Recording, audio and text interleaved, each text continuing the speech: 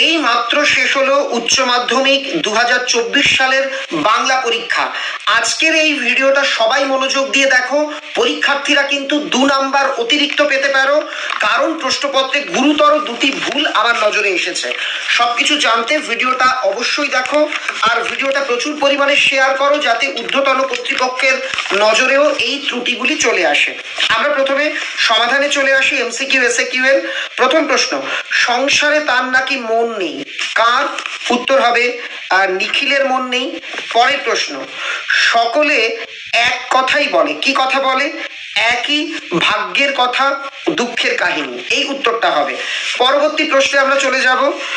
বৃষ্টির সঙ্গে বাতাস জোরালো হলে তাকে বলা হয় ফাঁপি। 4 দাগের প্রশ্ন, তার সে অন্য 1000 মাইল দূরেই থাক আর ড্যাশ তালা লাগানো, 31টা তালা লাগানো গুদামে থাক। রূপনারায়ণের কুলে কবিতার মূল কাব্যগ্রন্থ শেষ লেখা। শিকার কবিতায় দ্বিতীয়বার আগুন জ্বালানো হয়েছিল হরিণের মাংস রান্নার জন্য। আর আগুন লাগে, আগুন কোথায় লাগে? জলের অন্ধকারে ধূসর ফেনায়। পরের পৃষ্ঠায় চলে যাব। ক্রন্দনরতা জননীর পাশে কবিতায় নিখোঁজ মেয়েটিকে পাওয়া গেছিল জঙ্গলে। বহুদিন ড্যাশ কাটেনি দিন, জঙ্গলে কাটেনি দিন। পরের প্রশ্ন, আরে সবসময় কি আর্টিস্টিক দিক দেখলে চলে? উক্তি হচ্ছে নেপথ্য থেকে যিনি হারমোনিয়াম বাজাচ্ছিলেন, হারমোনিয়াম বাদকের। তোমরা দেখো আমাদের সম্রাট এক্সক্লুসিভ সাজেশন বই থেকে কিন্তু শর্ট ব্রড সমস্ত কিছু কমন। আমি আগেই বলেছিলাম প্রশ্ন ঘুরিয়ে হতে পারে, তবু আমাদের বই থেকে কমন। রাজা রথারোহণম নটয়তি কথার অর্থ, রাজা রথে আরোহণের ভঙ্গি করলেন।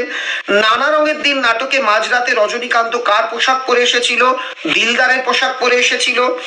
এ কথাটা মালিকের কানে তুলবেন না। কোন কথা? যে কালীনাথ রোজ গ্রিন রুমে লুকিয়ে ঘুমোন। চলে যাব পরের পৃষ্ঠাতে। জয় তোরণে ঠাসা কি মোহনীয় রোম। জল পানের আশায় মর্দানা কতবার গিয়েছিল? আর কি পাহাড়ের উপরে 3 বার গিয়েছিল। ওয়ালা, এটা কি? আমি বলেছিলাম বাসিওয়ালা, এই রকম দিতেই পারে। ওয়ালাটা হচ্ছে পরাধীন রূপমূল। পরের প্রশ্ন, মধ্যযুগের সন্তগণ, এই ছবি বিনোদ বিহারী মুখোপাধ্যায়। নেক্সট, নবজীবনের গান, একটু আনকমন কোশ্চেন, জ্যোতিরিন্দ্র মৈত্রের। Indian statistical institute, Prasanta Chandra মহলানবিশের হবে। নেক্সট, কুস্তি খেলার এক যান্ত্রিক ছবির পরিচালক হচ্ছেন ঋত্বিক ঘটক। এবার এসএকিউ এ চলে আসব। বুড়ো কর্তা মরে যাওয়ার পর পিসিমা সেই মৃত্যুর জন্য কাকে দোষারোপ করেছিলেন? এই উত্তরটা অনেকেই ভাবতে পারে বাড়ির ছেলেরা যোগ্য ছেড়ে চলে গেছে, সেটা বুঝি উত্তর হবে। আসলে উত্তর সেটা নয়। দেখো কাকে বলা হয়েছে, কাদেরকে নয়। পিসিমা একটা লাইন বলেছিল যে বেআই কোন ডাকাতে সন্ন্যাসী আনলো গো। এখানে সন্ন্যাসীকে অর্থাৎ তান্ত্রিককে কিন্তু দোষারোপ করা হয়েছিল। চলে যাব পরের পৃষ্ঠাতে। এ অন্যায় নয়, অত্যাচার নয়। কাকে অন্যায় এবং অত্যাচার বলা হয়েছে? যে মৃত্যুঞ্জয় না খেলে তুলুর মাও খাবে না, এটাকে। সেখানেই গড়ে উঠেছে বাজার। বাজারে কি কি আছে? সন্দেশের দোকান, তারপর চায়ের দোকান, মনোহরির দোকান, এগুলো তোমরা লিখবে। তারপরই দেখা গেল এক অদ্ভুত অদ্ভুত দৃশ্যটি কি? বুড়ির নিঃসার দেহ বা মৃতদেহ নড়ছে এবং উঠে বসার চেষ্টা করছে। অলস সূর্যোদয় একে। কোথায় কি আছে? আমি বারবার বলেছিলাম, এবার এটা আসবেই। গলিত সোনার মতো উজ্জ্বল আলোর স্তম্ভ আঁকে সন্ধ্যার জলস্রোতে। কঠিনেরে ভালোবাসিলাম। দেখো একটা কন্ট্রোভার্সিয়াল কোশ্চেন ছিল। আমি বলেছিলাম সে কে? সে হলো কঠিন। কবি বলছেন সত্য যে কঠিন, কঠিনেরে ভালোবাসিলাম, সে কখনো করে না বঞ্চনা। কঠিনকে কেন ভালোবেসেছেন? কঠিন কখনো বঞ্চনা করে না বলে কবি কঠিনকে ভালোবেসেছেন। এটাই হবে সঠিক উত্তর। নিহত ভাইয়ের শবদেহ দেখে কিরূপ প্রতিক্রিয়া জাগে? ক্রোধ। নদীর জল মচকা ফুলের পাপড়ির মতো লাল হয়ে গেল কেন? গুলিবিদ্ধ হরিণের রক্তে। এবার দেখো আসল জায়গাটা। এখানে 2 নাম্বার ছাত্রছাত্রীদের দেওয়া প্রয়োজন। আমি অনুরোধ করব প্রত্যেকে আমার এই ভিডিওটা শেয়ার করো প্রচুর পরিমাণে, যাতে ঊর্ধ্বতন কর্তৃপক্ষের নজরে আসে। বোর্ডের নিয়ম অনুযায়ী নানা রঙের দিনের অথবাতে বিভাগের প্রশ্ন দিতে হবে।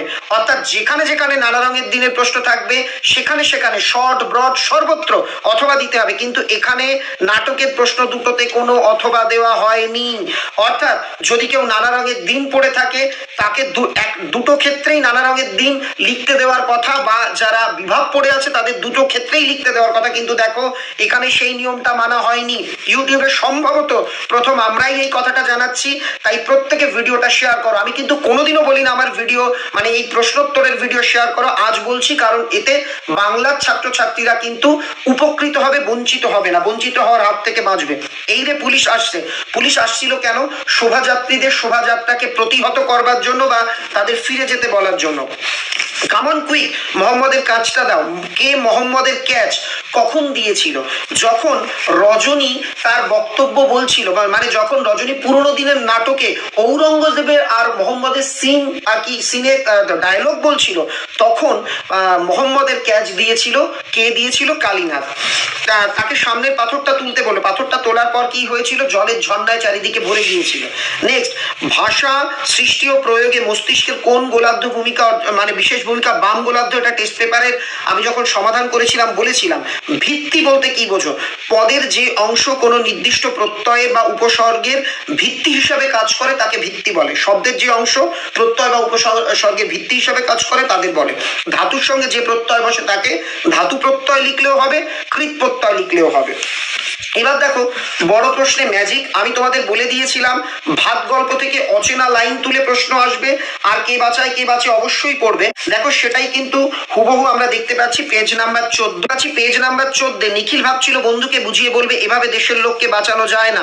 এই ভাবনার মধ্যে দিয়ে নিখিল চরিত্র, আমি বারবার বলেছিলাম একটা ডায়লগ দিয়ে তার নিরিখে নিখিলের চরিত্র দেওয়া হতে পারে।